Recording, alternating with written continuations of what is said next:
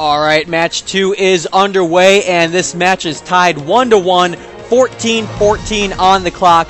Cuff had to take a brief break from us, but he will be right back as soon as humanly possible. And they are right now fighting over this shield belt spawn area, as I believe we saw Purerythem pick up that shield spawn right now over the rocket room. Purerythem going up that elevator, getting the height advantage right there, and nice rocket blast into the back of Mik3d as he was going away.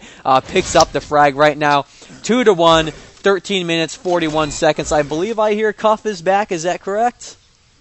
I'm coming back, Rob. You are coming back, spawning back into the match as quickly as humanly possible. Right now, 13 minutes, 31 seconds left on the clock. Purerythem up 1-0, and Purerythem did take the first match. Mik3d has to win this match in order to send this into Game 3, but Purerythem right now not having any of that. 3-1. 13 minutes left on the clock, just a little bit above. Purerythem picking up both of those health bubbles in the health pagoda and waiting for that shield belt to spawn. Picks it up and rotates back over towards the... Oh! Spies up Mik3d, and a nice shot combo right into his face makes this game 4-1. Picks up that rocket launcher, goes up, gets that body armor. And Rockets again. Rockets versus Flak right here against Mik3d. Shaft comes out from Purerythem. Link gun damage in full force. And 36 health, and now 61 on the board for Purerythem. Feeling a little bit of damage, but yet he is on the top and still remaining. A little bit aggressive right here, sort of camping out this 50 shield area towards the left side of the map, we'll call it. All right, I'm back. I'm back, and Purerythem ripped Mike up with that Link gun and got him down to 16 health before Mike backed away. But Mike backed away now and picked up some armor, and he's up to 66 health. Gonna want to look for a little more health still. But Pure also at 60 or so health. Pure guarding, what's he guarding? He's guarding that shield belt area. He did just pick up that shield. Did he pick up the shield? All right, Mike backs away. He may have seen him do that. Oh, nice. Mike backs away, jumps down and takes a rocket ball, or was that a combo? That was a shot combo, man. Nicely done. Combo. Yeah, it looked big in purple, so that must have been a combo.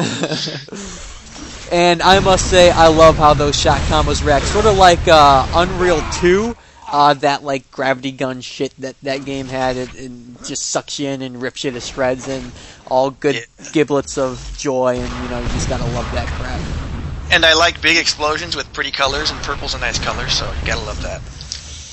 Kinda hard to hate purple, man, especially when it kills your opponents. Yeah, you gotta hate it when you're Mike though. Right now, he's down 6-1 against Purerythem. If he loses this match, he's gonna be out of the tournament. Actually, he's not.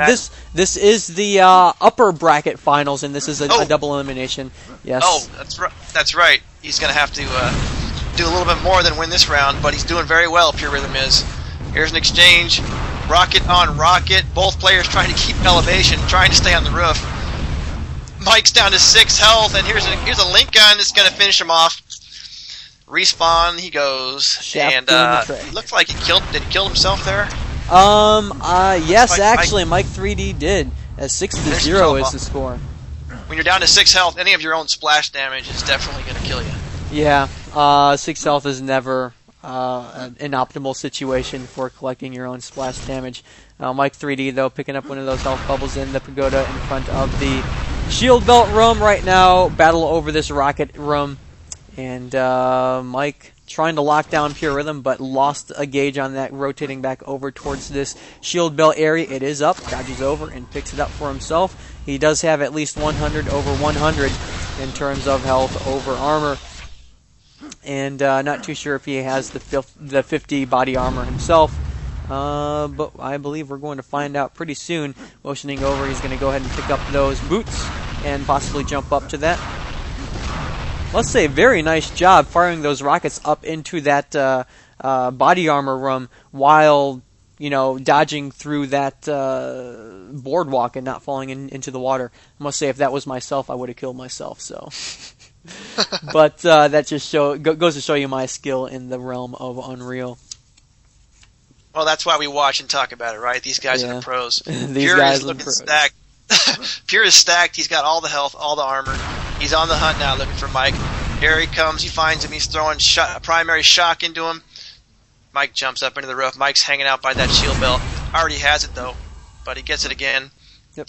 I thought he already had it. Maybe he didn't. Nope, he did already have it in Unreal as long as you have the shielding at full armor. Nice shot combo. Completely blows away all armor on Mik3d, as well as takes him down to 82 health. Picks up a couple of those health vials. But as I was saying, say you have a shield belt at 100, it's not going to let you pick up that shield belt until you lose some health, which is why you saw Mik3d damage himself with a rocket so that he could then pick up that shield belt and keep it away from his opponent. Gotcha. But also what that enables is, say you have that 50 armor and then you get that shield belt and you maintain control over that shield belt and not lose it, that means your opponent pretty much has free reign to pick up that 50 armor, because you really can't absorb that 50 armor yourself unless you damage all of that shield belt away from you, as well as nick off that 50 armor. And that's really not a decision that you would want to make. That's 100 points of damage and would also take a lot of time to do. So kind of keeps things balanced and gives the guy in the losing position a little bit of a chance. But nevertheless, if you are in that kind of control, you would watch that 50 armor area like a hawk. Now, Purerythem is doing something a little bit different.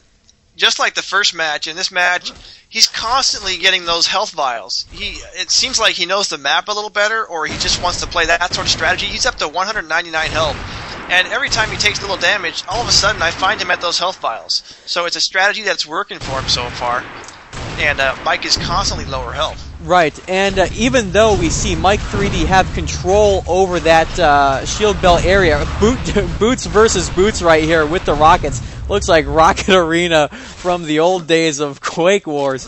But anyways, really Mik3d has maintained control over that shield belt area, and even though he's maintained control over that, Purerythem has been able to keep himself very healthy with those health vials and with that 50 shield along with the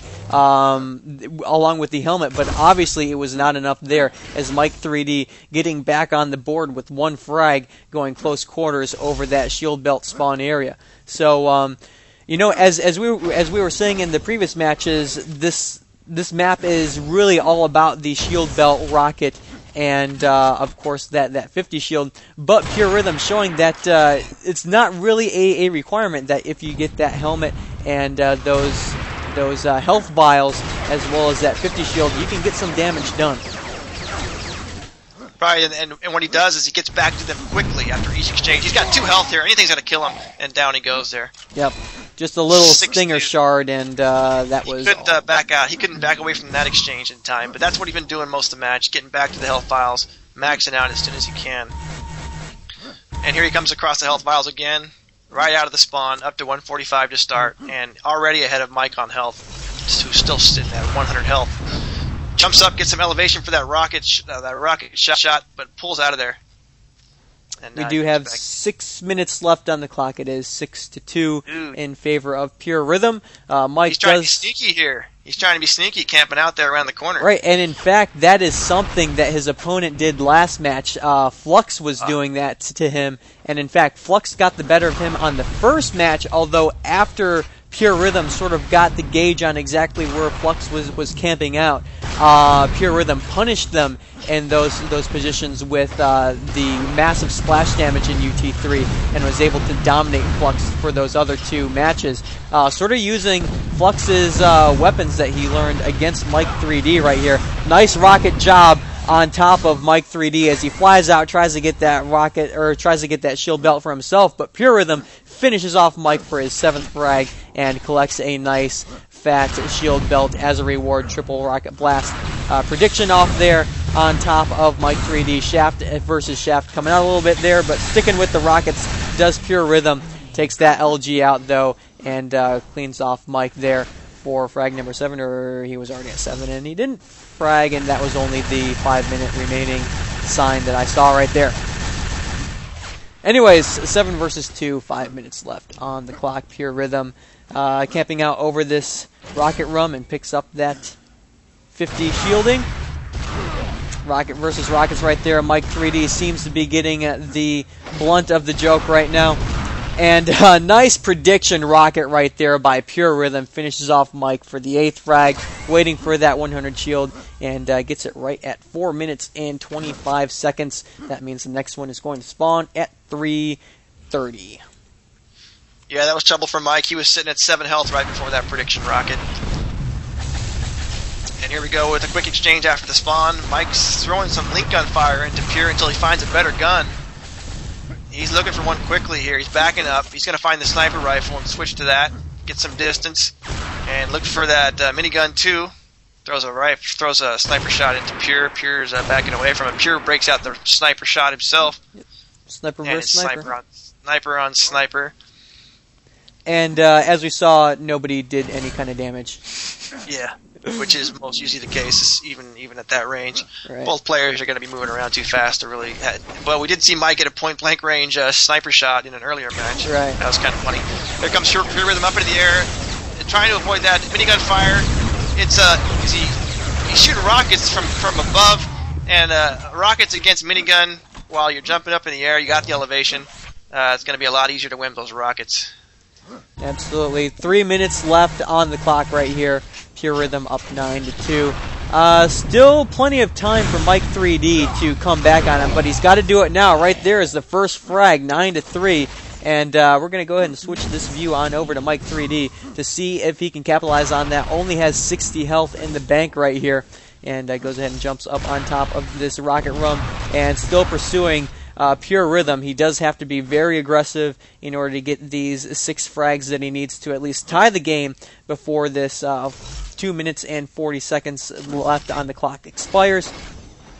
Elevator jumps that up. previous exchange we saw again demonstrated how important the rocket gun is. The rocket launcher is on this map with the elevation, and Mike had not gotten to the rocket launcher yet by the time he spawned and collected a sniper and a minigun. Pure had it and was definitely on top of the exchange with that rocket launcher up close, jumping up in the air. Got a little bit of a hit scan fight here. Purerythem over by the armor, and of course Mik3d on the other side of the map by one of the sniper rifle spawns. Rockets coming out from Mik3d as well as Purerythem. Mik3d still at 100 health, has shielding, although down to 51 health right here, and Purerythem able to collect a 10th frag. 1 minute, 53 seconds left on the clock, and I must say, Purerythem is going to be our upper bracket champion for the 50 caliber 1v1 UT3 tournament. That's what it looks like. Here comes Mike with the minigun. Doesn't want to give up. He needs to get one frag every couple of seconds to come back. He does get one here to bring it to 410. Yep, 410. He's not going to throw the 6 frags in 90 seconds. 6 frags in 90. Yep. I never give up hope. I love comebacks, no matter how desperate. And I especially love to see comebacks in games like this, Quake and UT, because it's always so hard to come back when the other guy's buffed out with all the armor and all the health. And when you see a guy come back from that, it's just so heroic to watch. I would have to, yeah, I would have to agree, but I think that the break-off point for that to happen would have been at the 3:30, 4-minute mark. Yeah, he needs to break out the impact hammer here and have some fun, but it's pretty sealed. You're right. So, I'm going to go ahead and get an update on the brackets as we run out of garbage time here on this map. Pull up good old Firefox and refresh. 5 to 10, he's got to get a frag every couple of seconds. But it's not going to happen. No, as we see, Purerythem really on the other side of the map, and hit scan versus hit scan right here. As we know, it does not work quite well. Stinger right now out from Mik3d, trying to pin him down, but gets the job done actually. 6 to 10, 18 seconds. There's hope. Shabby. 4 frags to go. 1 frag per second, and he could take this. He throws the GG now. Yep, there we go. And in fact, looking at the quarterfinals